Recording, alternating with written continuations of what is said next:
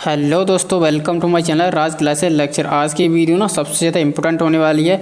आज की वीडियो में हम देखिए दोस्तों क्लास 10th साइंस का चैप्टर 1, जिसमें हम पढ़ेंगे रासायनिक अभिक्रिया के प्रकार, और जिसमें हम दोस्तों ना एक अभिक्रिया पढ़ेंगे वियोजन अभिक्रिया। देखिए दोस्तों, वियोजन अभिक्रिया किसे कहते हैं, तो आज हम दोस्तों वियोजन अभिक्रिया के बारे में पढ़ेंगे, जो रासायनिक अभिक्रिया का एक प्रकार है। तो देखिए दोस्तों, वियोजन अभिक्रिया बहुत ज़्यादा मोस्ट इंपॉर्टेंट है और इसे हम ना बारीकी से समझेंगे और आपको बहुत अच्छी तरह से समझ भी आएगा। केवल आपको क्या करना है, आपको ना ये वीडियो ना लास्ट तक ज़रूर देखनी है।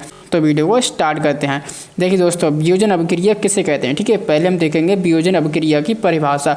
तो देखिए दोस्तों, वियोजन अभिक्रिया की परिभाषा कुछ ऐसी है। आइए यहाँ पर देखिए, ऐसी अभिक्रियाएं जिसमें एकल अभिकर्मक छोटे छोटे उत्पाद प्रदान करते हैं वियोजन अभिक्रिया कहते हैं। देखिए यहाँ पर ऐसी अभिक्रियाएं जिसमें क्या होगा, एक अभिकर्मक, ठीक है, सिंगल अभिकर्मक होगा। अभिकर्मक का मतलब होता है अभिकारक, ठीक है।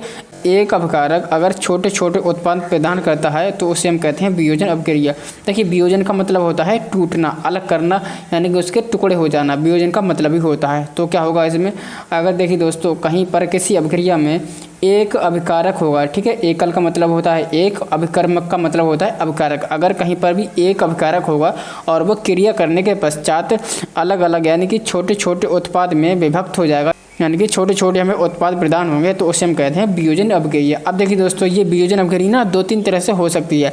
ये वियोजन अभिक्रिया ऊष्मा के द्वारा भी हो सकती है, जैसे कि अगर हमने ऊष्मा दी तो वहाँ पर हमें छोटे छोटे उत्पाद मिले, तो ये ऊष्मा के द्वारा भी हो सकती है, विद्युत के द्वारा भी हो सकती है, और ये प्रकाश के द्वारा भी हो सकती है। तो आज हम ना सारी अभिक्रिया को एक साथ ही पढ़ेंगे, ठीक है, कि वियोजन अभिक्रिया के प्रकार को भी पढ़ेंगे। तो देखिए दोस्तों, सबसे पहले हम पढ़ेंगे कि ऊष्मा के द्वारा ऊष्मा वियोजन अभिक्रिया की ऊष्मीय वियोजन अभिक्रिया कैसे होती है और ये क्या होती है, ठीक है।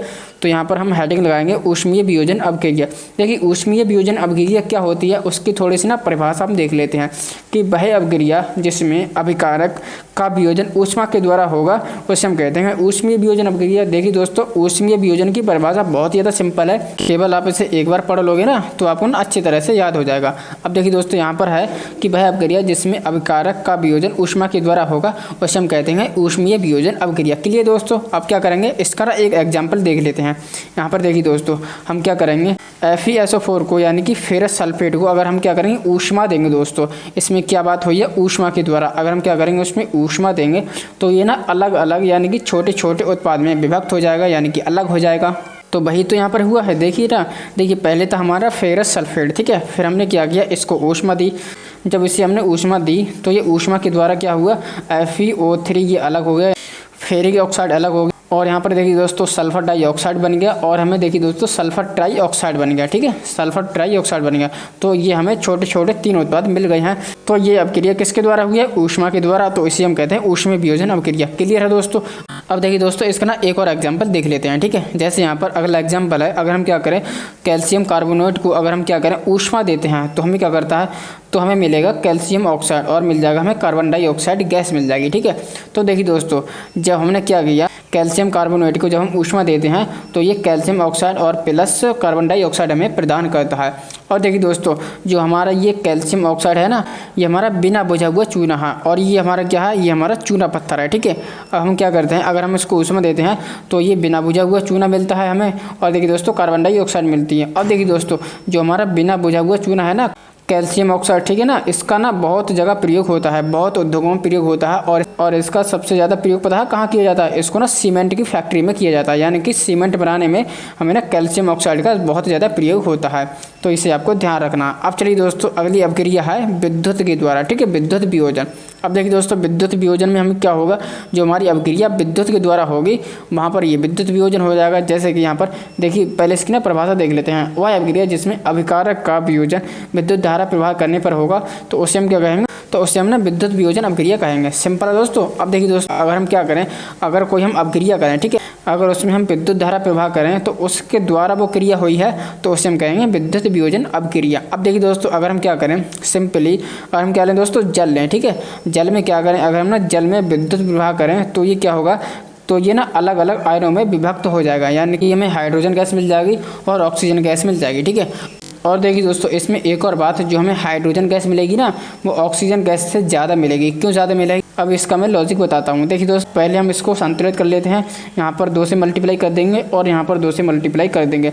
तो यानी कि देखिए दोस्तों, जो हमारे हाइड्रोजन गैस के कितने परमाणु हैं, हाइड्रोजन गैस के 2 परमाणु हैं और ऑक्सीजन गैस के यहाँ पर कुछ ही नहीं है, तो 1 परमाणु, कुछ भी नहीं है, तो यहाँ पर 1 होगा। ठीक है, तो यहाँ पर देखिए दोस्तों, हमें साफ दिखाई दे रहा है हाइड्रोजन गैस के 2 परमाणु, ऑक्सीजन गैस के 1 परमाणु। तो हमें जो हाइड्रोजन गैस मिलेगी ना, ऑक्सीजन गैस से डबल मिलेगी। ठीक है, तो ये इसका लॉजिक है। ठीक है, और देखिए दोस्तों, जो हमें जल में ना हाइड्रोजन और ऑक्सीजन गैस का जो अनुपात होता है ना, हाइड्रोजन और ऑक्सीजन गैस का अनुपात होता है, कितना होता है पता, 2:1 होता है। ठीक है, तो यहाँ से भी हम पता लगा लेंगे कि हमारी हाइड्रोजन गैस होगी ना, ऑक्सीजन से डबल होगी। ठीक है, हाइड्रोजन गैस ऑक्सीजन से डबल होगी। ठीक है, तो इस तरह से हम पता लगा सकते हैं। तो ये हमारी होगी दोस्तों विद्युत वियोजन अभिक्रिया। ये अभिक्रिया किसके द्वारा हुई है, विद्युत के द्वारा हुई है, तो इसे हम कहेंगे विद्युत वियोजन अभिक्रिया। अब देखिए दोस्तों, आगे चलते हैं। ये होगी दोस्तों प्रकाशीय वियोजन अभिक्रिया। जो अभिक्रिया प्रकाश के द्वारा होगी, प्रकाश देने से होगी, उसे हम कहेंगे प्रकाशीय वियोजन अभिक्रिया। ठीक है, अब देखिए दोस्तों, यहाँ पर पहले इसकी ना परिभाषा पढ़ लेते हैं हम। परिभाषा है वह अभिक्रिया जिसमें अभिकारक का वियोजन प्रकाश के द्वारा होता है, उसे हम क्या कहते हैं, प्रकाशीय वियोजन अभिक्रिया कहते हैं। सिंपल है दोस्तों। अब क्या करेंगे, इसका हम ना एक एग्जांपल देख लेते हैं। अगर हम क्या करेंगे, सिल्वर क्लोराइड के ऊपर ना प्रकाश डालें। ठीक, सिल्वर क्लोराइड के ऊपर अगर हम प्रकाश डालें तो सबसे पहले तो इसका रंग क्या हो जाएगा, इसका रंग बदल जाएगा। पहले ये क्या होता है, सफ़ेद रंग का होता है। जब हमने इसके ऊपर प्रकाश डाला ना, तो ये धूसर रंग का हो गया, यानी कि ना सफ़ेद ग्रे रंग का हो गया। ठीक है, फिर उसके बाद क्या मिला, इसने अभिक्रिया करके इसने क्या किया, इसके ना अलग अलग अणु में बट गया, 2 उत्पाद में बट गया। एक तो हमें मिल जाएगा Ag और प्लस दूसरा में मिल जाएगा क्लोरीन। ठीक है, तो जब हमने सिल्वर क्लोराइड के ऊपर अगर हमने प्रकाश डाला ना, तो इसका एक तो रंग बदल जाएगा और दूसरा ये अभिक्रिया करके छोटे छोटे उत्पाद हमें प्रदान करेगा। एक हमें उत्पाद मिल जाएगा सिल्वर और दूसरा मिल जाएगा हमें क्लोरीन। ठीक है दोस्तों, और देखिए दोस्तों, इसका यूज पता है कहाँ किया जाता है, इसका यूज किया जाता है श्वेत श्याम फोटोग्राफ में किया जाता है। केवल आपको ये ध्यान रखना है, विद्युत वियोजन अभिक्रिया किसे कहते हैं, जो अभिक्रिया जिसमें अभिकारक का वियोजन है ना, प्रकाश के द्वारा होता है, उसे हम कहते हैं प्रकाश वियोजन अभिक्रिया। तो ये होती है दोस्तों प्रकाशीय वियोजन अभिक्रिया। देखिए दोस्तों, इसमें तीनों अभिक्रिया में हमने क्या देखा, इसमें ना अभिकारक का ही वियोजन हुआ है। अभिकारक का वियोजन, अभिकारक ने अलग अलग छोटे छोटे उत्पाद प्रदान किया है, तो उसे हम कहते हैं वियोजन अभिक्रिया। ठीक है दोस्तों, तो आई होप आपको वियोजन अभिक्रिया बहुत अच्छे से समझ आई होगी। तो आज हमने वियोजन अभिक्रिया को बहुत अच्छे से पढ़ा। आई होप आपको बहुत अच्छे से समझ भी आ गया होगा।